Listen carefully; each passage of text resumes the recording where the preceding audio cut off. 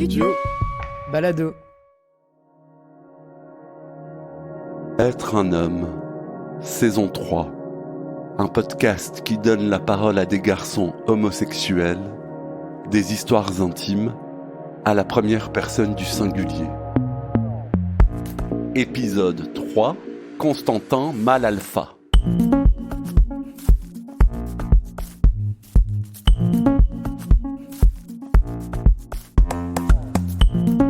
Constantin est un mâle alpha en fin de carrière. Il s'est toujours donné les moyens de faire ce qu'il voulait pour être un homme libre. Sa séropositivité a malgré tout été un frein dans ses choix de vie. Alors, c'est quoi être un homme libre ? Constantin a 54 ans, il est d'origine grecque et il se définit comme gay, 100% gay. 1m85, 90 kg, il est costaud et bien foutu. Constantin est brun, poilu, à grosse moustache. Il a une grande balafre sur la joue droite. Il dit qu'il véhicule une image d'homme alpha et qu'il a travaillé pour ça. Être un homme, Michel-Ange Vinti.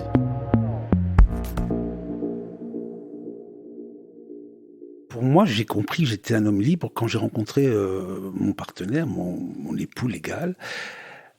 Le jour où je l'ai rencontré, le jour d'après, j'ai été baisé à gauche et à droite. Je devais me prouver que je m'appartenais à moi-même, que j'appartenais pas à quelqu'un, alors que je savais qu'on resterait ensemble. À ce moment-là déjà. C'était une question de garder ma liberté. Je dis, je vais être un peu vulgaire. Ma bite m'appartient, je fais ce que je veux avec. Donc elle fait pas partie du deal, d'un contrat, d'un mariage. Peut-être que c'est bête ce que je dis là par rapport à certaines personnes. Pour eux c'est important, pour moi c'est pas du tout important. Ça fait pas partie d'un contrat. Donc jusqu'à maintenant, en tous les cas, j'ai toujours été libre de faire ce que je voulais, d'aller où je voulais et d'être qui je veux être. Ton compagnon, ton mari, tu l'as rencontré il y a 23 ans. Oui, à la Démence. J'ai rencontré à la Démence un 1er janvier 2001. Et donc, et puis on s'est plus quitté. Et ça s'est fait comme ça. Et j'ai été chez lui en Hollande, mais même en étant chez lui en Hollande, j'allais quand même à gauche et à droite, et je le disais, je veux dire, sinon c'est pas possible, je pouvais pas. Aujourd'hui, en vieillissant, peut-être que j'aurais moins de succès. De toute façon, si, à partir du moment où tu bases ta relation sur le cul, ça va jamais durer des années. On est quand même ensemble 23 ans. Mais c'est quoi être un homme libre ? C'est juste profiter de sa sexualité ou c'est plus existentiel ? Ça devient plus existentiel après 50 ans, parce que c'est plus facile, tes hormones, elles sont quand même moins puissantes, donc tu es quand même plus relax, t'es quand même plus cool. Avant 50 ans, c'est quand même plus difficile. Je veux dire, quand tes hormones prennent le dessus et que t'es excité, je veux dire, t'es quand même plus très présent.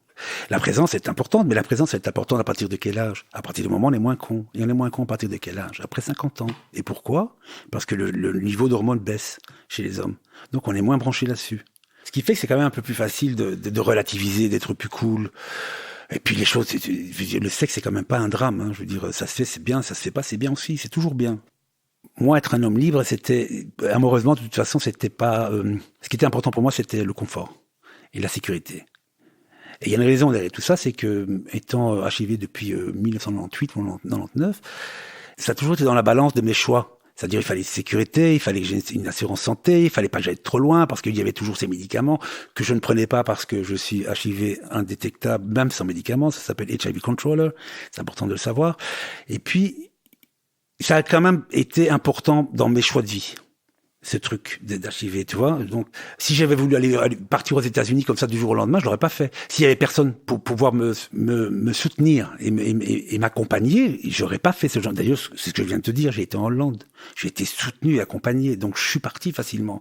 Mais seul, j'aurais pas fait parce que j'étais HIV. Donc, comme j'étais HIV, il y a certaines décisions que je pouvais plus prendre, que j'aurais probablement pu prendre, mais que je n'ai pas faites parce que ça faisait pas partie de mon plan de vie, puisque il paraît que j'avais 3 à 5 années de vie, d'espérance de vie en tout cas.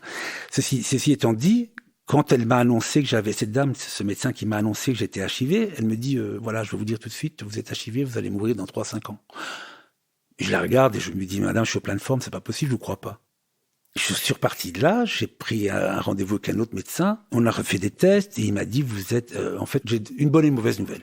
Là où je commence par laquelle, il me dit je vais commencer par la mauvaise. Donc mais vous êtes HIV. Et là j'ai dit c'est quoi la bonne nouvelle ? Il me dit vous êtes HIV indétectable sans médicaments. Donc déjà je savais pas ce que ça voulait dire, mais il m'a dit donc vous avez de la chance. Ensuite, je vais quand même être honnête, pendant 7 ans, j'ai pas fait de test. Parce que j'ai eu peur. J'avais vraiment fait une croix là-dessus. Ça n'existe plus, ceci. L'autruche. L'autruche. Mais je protégeais les autres comme si j'avais rien, comme si ça n'existait pas. En 2008, je me suis dit quand même, j'ai tellement de chance. Je dis, c'est pas possible, je suis en pleine forme, je fais du sport. Je vais quand même aller le revoir parce que je dis, ce serait bête, j'étais quand même plus vieux, j'étais plus adulte. Je dis, bon, maintenant, s'il y a des trucs à prendre, je vais le prendre. Donc, j'ai été faire des tests. C'était encore indétectable. Et le médecin hollandais m'a dit, écoute, prends, c'est une pilule par jour. Ça peut pas te faire de mal de toute façon, même si tu es indétectable, ça va rien changer du tout. Mais au moins, t'es protégé, t'es du bon côté. Donc, à ce moment-là, j'ai commencé à prendre les médicaments en 2008.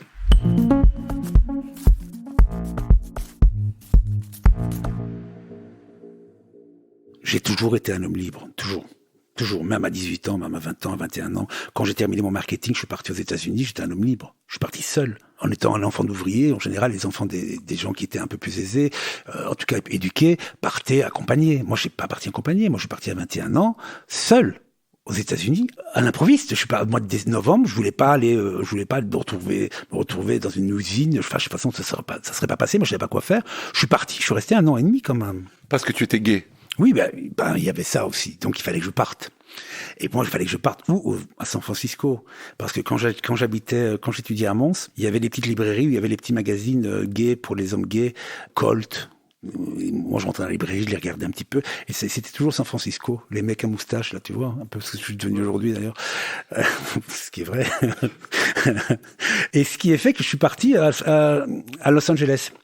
Et puis c'était la période SIDA, en 89, enfin 91. Donc j'ai pas fait grand chose parce que j'avais peur. J'avais peur la première fois que j'ai embrassé un garçon, je pensais que j'avais le sida. Je veux dire, c'était en 91, j'étais me laver les dents 10 fois par jour, j'étais paralysé, enfin peu importe. Ensuite c'est repassé, puis je suis reparti vivre à San Francisco. Et là c'est là que je me suis rendu compte que j'avais un pouvoir sur les gens. J'étais jeune et beau et frais. Les gens venaient vers moi, j'avais une autre vie que j'avais jamais eue ici en Belgique, donc on me parlait, ça m'a ouvert des portes, j'ai rencontré des gens super sympas, des Français, beaucoup de Français d'ailleurs. Oui, la langue nous rapproche. Puis des Américains, beaucoup. Et un jour, j'ai compris que c'était bon pour moi les États-Unis, j'étais qui je suis homo, et c'est comme ça, et que je vais rentrer en Belgique. Et qu'il y a personne qui va intervenir dans ma vie. C'est-à-dire que je sais qui je suis, et l'opinion que tu as de moi n'a aucune importance. C'est ton opinion, c'est ton problème. C'est pas le mien. Donc une force de caractère assez jeune. Oui, bien sûr, mais ça s'est forgé sur ces 18 mois aux États-Unis. C'était pas ici, hein. Je connaissais pas d'homo, j'avais peur du regard de l'autre, du jugement de l'autre. Donc j'ai basé ma vie sur ce que moi je voulais, et pas sur ce que les autres attendaient de moi. Vous écoutez Être un homme, Studio Balado.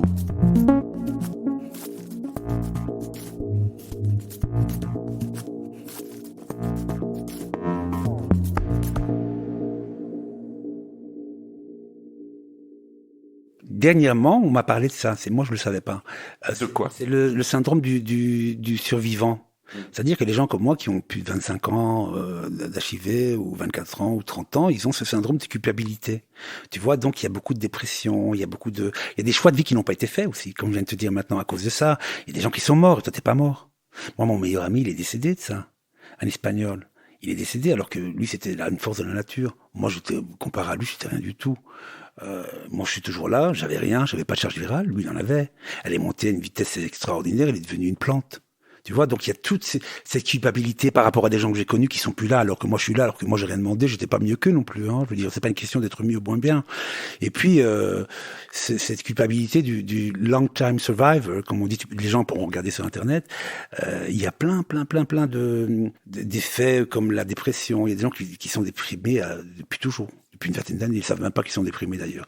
Il y a des gens qui ont cette haine en eux aussi. En quoi le syndrome du survivant fait écho dans toi intimement? Ben écoute, ça fait écho parce que j'ai eu des périodes de suicidaire, comme on dirait. C'est inconscient, je le savais pas, mais par mes mais pas un comportement sexuel à risque, en prenant des drogues, en faisant du chemsex, en essayant de pousser mes limites, en essayant de les trouver, en essayant de faire plaisir aux autres aussi, alors que ça me convenait pas vraiment, en essayant plein de choses. Je veux dire, alors que au bout du compte, chaque fois que j'ai essayé ces choses-là, c'était quand même du néant, c'était du vide. Les 2 années de Corona où on n'a rien fait, je suis resté coincé à la maison. Et ça a duré 2 ans quand même. Après le Corona, j'ai voulu rattraper beaucoup de choses que j'avais soi-disant ratées que Dans ta vie. dans ma vie, je veux dire, aussi bien sexuellement, des rencontres. Il fallait accélérer parce que les années passent. Maintenant, j'ai 54 ans, alors qu'il y a 2 ans, c'était ça. Quand ça a commencé, c'était 52. Donc je me dis, il faut que je fasse des choses avant que ce soit trop tard, avant que je sois plus bankable sur le marché, comme on dit, tu vois. Je l'ai fait, je sais ce que c'est, tout en étant un observateur. Donc, c'est-à-dire que je me suis mis dans des endroits où il y avait des tous, des partous, avec 5, 10 personnes, où j'étais quand même plus spectateur qu'acteur, le plus souvent, comme si j'étais un voyeur, tu vois ce que je veux dire, comme si j'étais pas acteur de ma propre vie, mais que j'étais un spectateur de la propre vie dans ces soirées où j'ai aussi acté. Je veux dire, je suis pas un ange, mais j'étais quand même plus spectateur. Donc j'ai quand même recréé je me suis fait inviter souvent à des endroits où j'y allais, mais j'y allais pas vraiment pour acter, mais plutôt pour regarder. Donc j'étais pas non plus Ambivalent. ambivalent, oui, des 2 côtés. Je veux dire, je suis pas un ange, je veux dire, mais tout ça pour arriver au bout du compte où le petit matin, tu te réveilles même pas parce que tu continues et puis tu te rends compte que tu as perdu 2 jours de ta vie à t'emmerder, à te faire chier, et il te faut 4 jours pour t'en remettre. Maintenant, j'en arrive à un point où, tout doucement, on prend des décisions de la vie, voilà, c'est tout. Mais je devais le savoir aussi, je devais le faire, je voulais savoir ce que c'était, je sais ce que c'est, je l'ai fait, je ne juge personne, ni moi-même, ni les autres. Il y en a d'autres qui vont le faire, il y en a d'autres qui vont s'arrêter, il y en a d'autres qui vont continuer, il y en a d'autres qui vont pas pouvoir s'arrêter. Mais moi, je fais partie des gens qui, comment on dit ça, on dit que on n'est pas obligé de toucher le fond pour se réveiller. Donc moi, je ne touche jamais le fond. Et en ce moment, je pense que je peux aussi dire adieu à ce genre d'activités qui m'ont fait plaisir jusqu'à un certain moment. Maintenant, ça me convient plus. Donc, tout doucement, je m'en éloigne.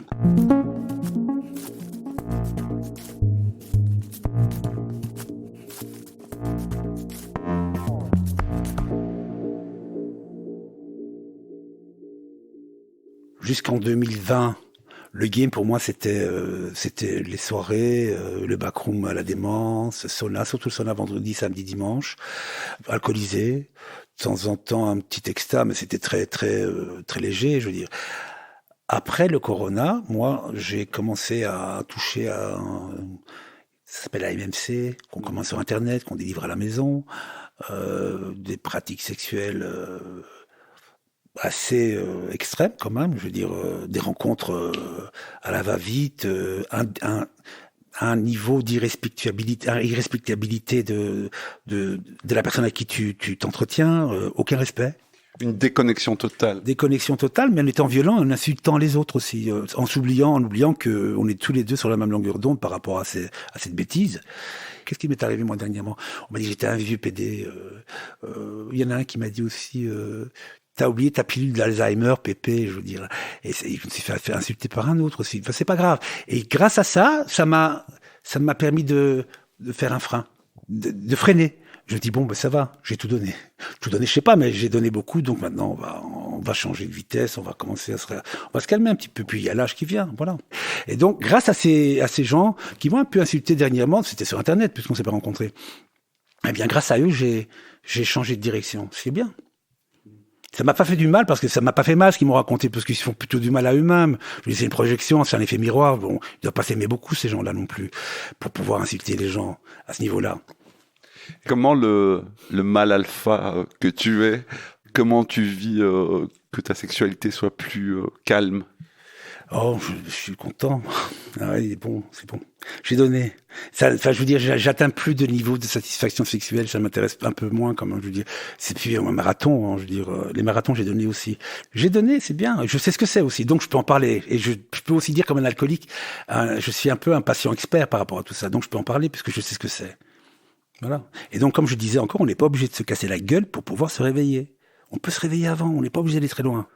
Tu es pas un vétéran. Tu as pas. Non, je suis pas encore là. Non, je suis pas encore là quand même. Non, mais je suis sur la fin de ma carrière, je veux dire. Voilà, c'est la fin de ma carrière de Mal Alpha. Mais c'est bien aussi parce que ça va me laisser aussi maintenant plus à l'avenir, ça va me laisser plus un choix de qualité qu'un choix médiocre. Je veux dire, j'ai fait beaucoup de choix médiocres d'ailleurs par rapport à ces Kem Party où il y avait 5, 10, 15 personnes, où tout le monde se termine enfin tout le monde est sur leur téléphone toute la nuit pour pouvoir en trouver encore d'autres.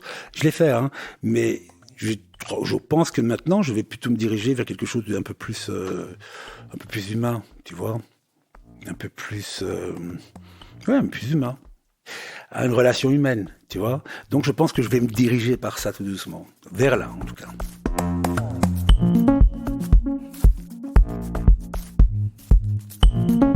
Être un homme est un podcast documentaire de Michel-Ange Vinti produit par le studio Balado. Tous les épisodes ont été enregistrés dans mon salon à Bruxelles durant l'automne 2023. Équipe de production David Federman, Clément Berman, Géraldine Jonkers, Julien Barbier, Jérôme Casanova et Adrien Nazelli. Être un homme est un podcast indépendant et gratuit. Pour le soutenir, vous pouvez vous abonner sur votre plateforme d'écoute préférée, laisser un commentaire ou des étoiles, le partager sur les réseaux sociaux ou faire un don, même minime, via le lien buymeacoffee.com/être un homme en un mot. Être un homme, c'est aussi une communauté WhatsApp. Contactez-moi sur Instagram pour plus d'infos. Merci infiniment pour votre écoute. À bientôt.